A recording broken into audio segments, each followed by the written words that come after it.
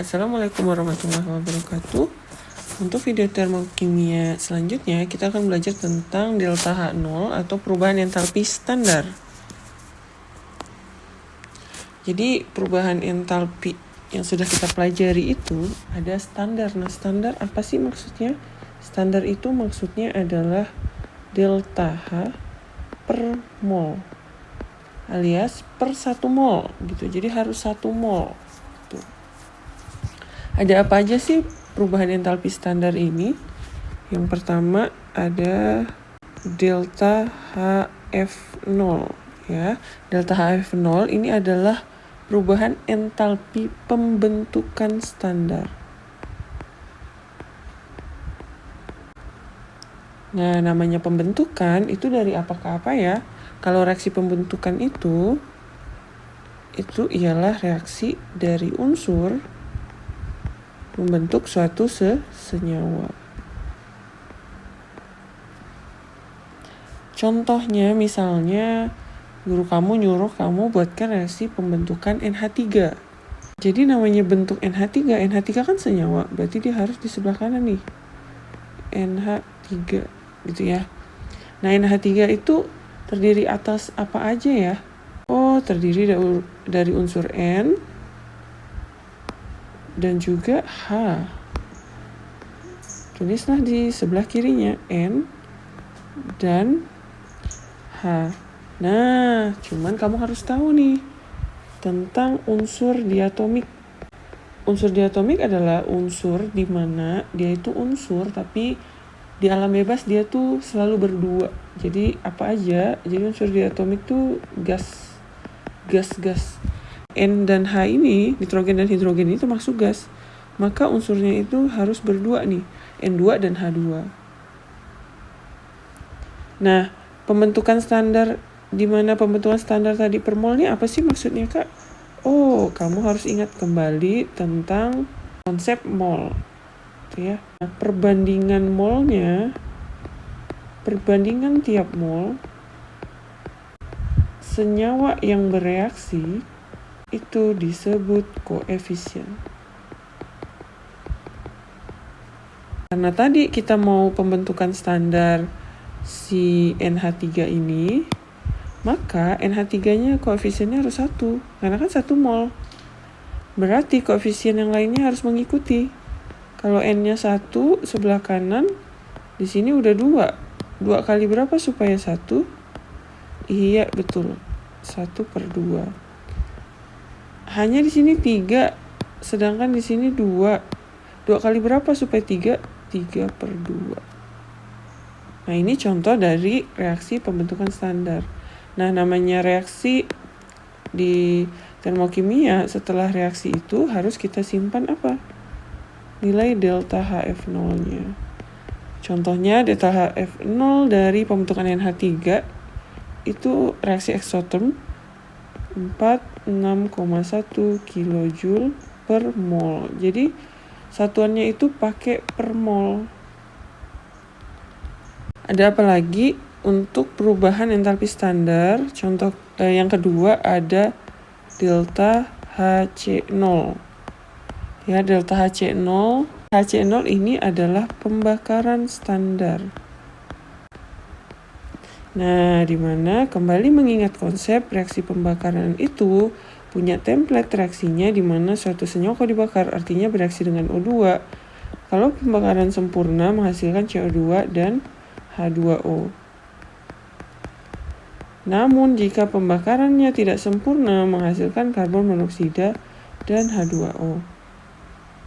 Contohnya ketika kamu disuruh membuat reaksi pembakaran metana.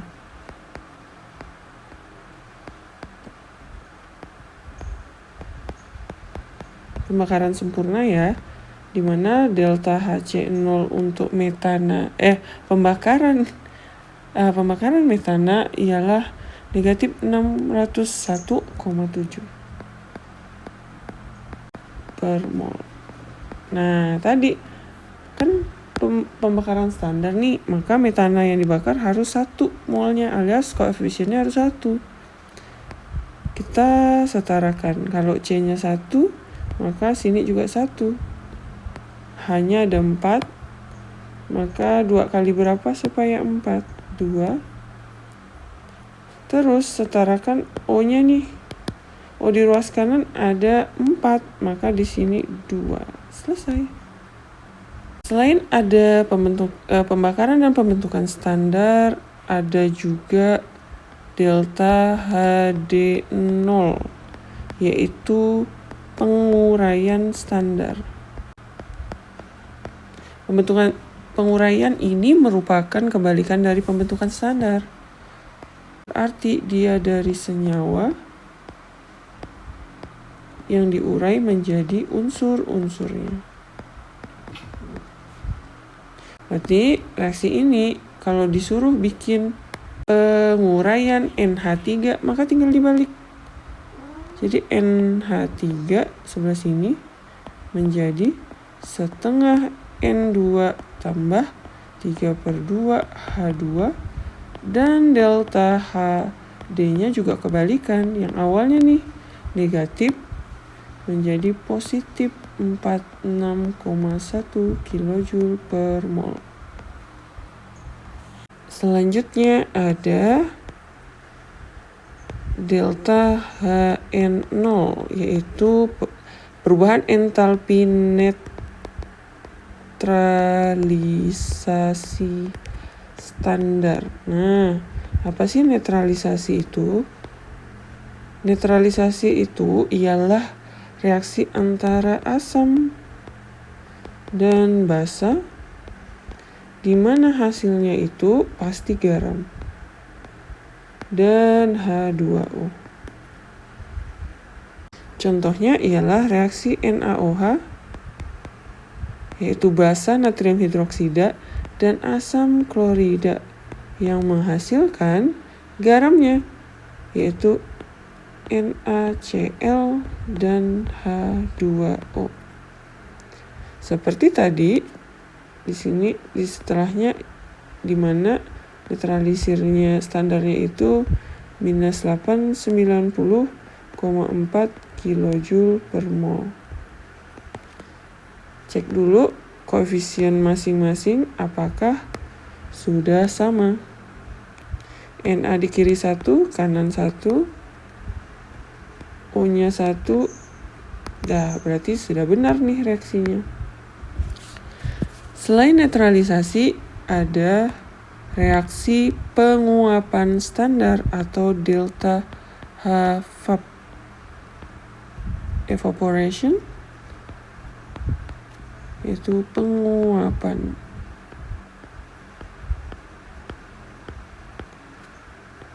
Standar juga, berarti penguapannya harus tadi apa? 1 mol. Penguapan itu apakah apa sih? Cair, perubahan materi dari cair ke gas.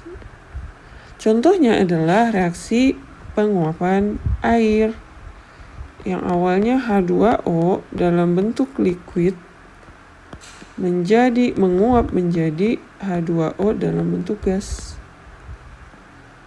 dimana delta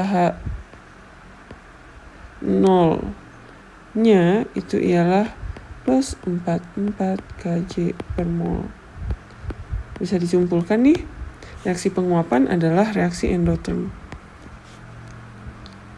Selain itu ada delta H0 fus, simbolnya, yaitu adalah perubahan entalpi peleburan standar. Kita sudah belajar perubahan materi, bahwa peleburan itu dari padat menjadi cair. Contohnya lagi, H2O dalam bentuk solid itu padat menjadi H2O dalam bentuk liquid, di mana delta H0 ketinggalan, fusnya ialah positif 6,01 kJ per mol. Ada lagi nih selain itu, yaitu delta 0 Sol, yaitu perubahan entalpi pelarutan standar.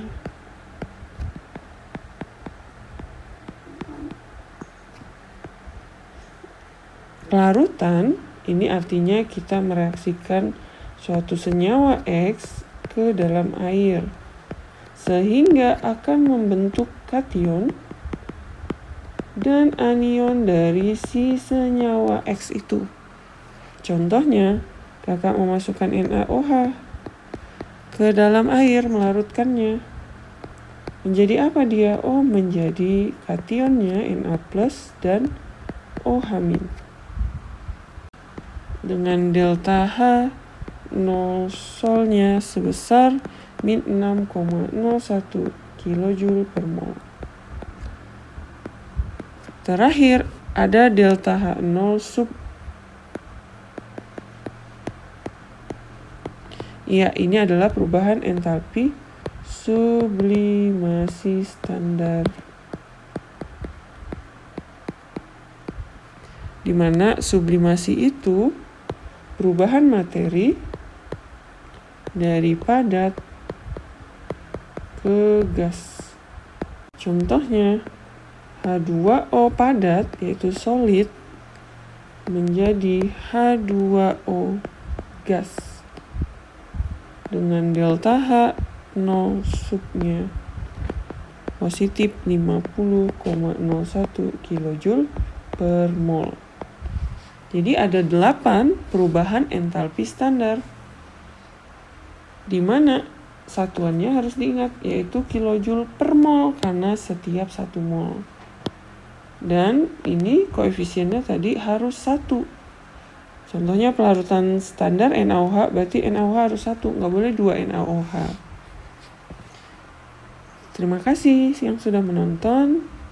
Jangan lupa share dan komen di bawah. Assalamualaikum.